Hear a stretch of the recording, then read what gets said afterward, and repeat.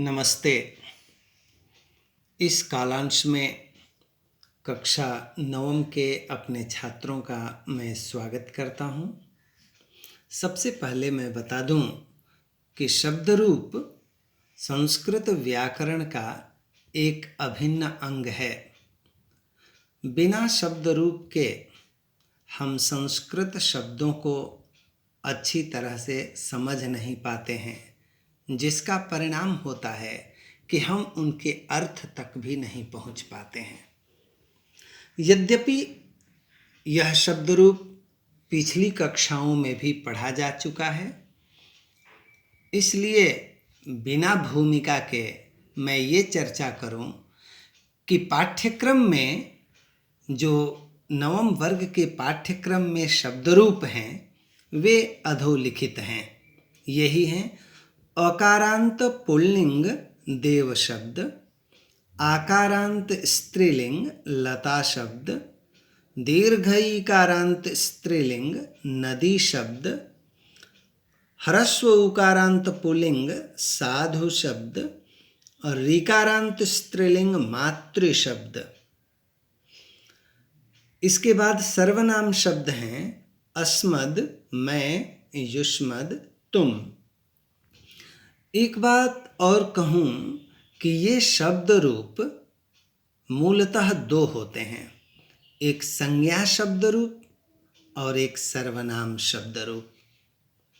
संज्ञा शब्द रूपों में ऐसे शब्द जिसके अंत में अ हो, देव, अ, तो वो अकारांत कहलाता है। अकार अंत में हो जिसके, अकार अ, देव, राम, नर, गज, सूर्य, चंद्र, सबके अंत में अ है। आकारांत ऐसा शब्द जिसके अंत में आ हो, आकार हो। लता, छाया, विद्या, सभा इत्यादि। वैसे ही दीर्घ ईकारांत जिस शब्द के अंत में दीर्घ ई है, नदी। ह्रस्व उकारांत जिसके अंत में ह्रस्व उ हो, साधु। ऋकारांत जिसके अंत में री हो, मातृ। और सर्वनाम शब्दों में अस्मद, जुष्मद। यही हमारे नवम वर्ग के पाठ्यक्रम में सम्मिलित शब्द रूप हैं। क्रमशः इन शब्द रूपों को हम देखते हैं। शुद्धता और उच्चारण की शुद्धता दोनों की दृष्टि से यहाँ लिखा जा चुका है। प्रथमा एक वचन, द्विवचन, बहुवचन। देवः, देवौ, देवाः। देवं, देवौ, देवान्। देवेना, न में बहुत लोग हलंत लिखते हैं जो अशुद्ध प्रयोग है। न में हलंत नहीं होता, इसलिए देवेना, देवाभ्याम, देवैः। देवाय, देवाभ्याम, देवेभ्यः। देवात्, देवाभ्याम, देवेभ्यः। देवस्य, देवयोः, देवानां। देवे, देवयोः, देवेषु। हे देव, हे देवौ, हे देवाः। अकारांत पुल्लिंग देव शब्द ऐसे जिनके अंत में अकार है, ऐसे सभी पुल्लिंग शब्दों के रूप देव की तरह चलते हैं। अब हम आकारांत जिसके अंत में आ है, लता, विद्या, छाया, सभा, सबके अंत में आ है, ऐसे आकारांत स्त्रीलिंग शब्दों के रूप लता की तरह होते हैं। देखते हैं: लता, लते, लताः। लताम, लते, लताः।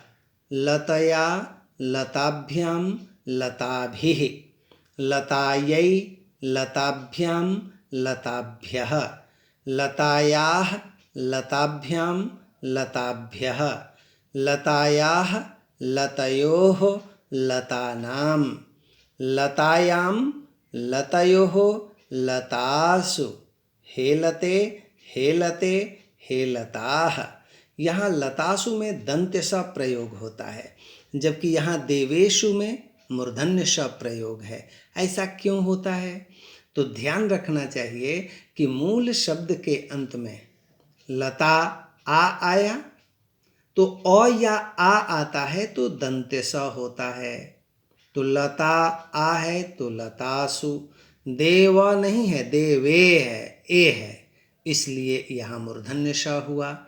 इसी प्रकार हम लोग और शब्द रूपों की चर्चा करेंगे, देखेंगे। इसमें दीर्घ ईकारांत नदी शब्द, नदी, नद्यौ, नद्यः, नदीम, नद्यौ, नदीः, नद्या, नदीभ्यां, नदीभिः, नद्यै, नदीभ्यां, नदीभ्यः, नद्याः, नदीभ्यां, नदीभ्यः, नद्यः, नद्योः, नदीनां, नद्यां, नद्योः, नदीषु, हे नदी, हे नद्यौ, हे नद्यः। ध्यान रखना चाहिए इसका उच्चारण द्य, द्य न कि ध। द्या, द्य, द्य, ऐसा द्य द हलंत और य के मिलने से बना है। इसका उच्चारण अच्छी तरह से होना चाहिए। और संबोधन में नदी ह्रस्वई की मात्रा हो जाती है। इस प्रकार हम लोगों ने इतने शब्द रूपों को देखा और शेष शब्द रूपों को अगले कालांश में हम लोग देखेंगे। धन्यवाद।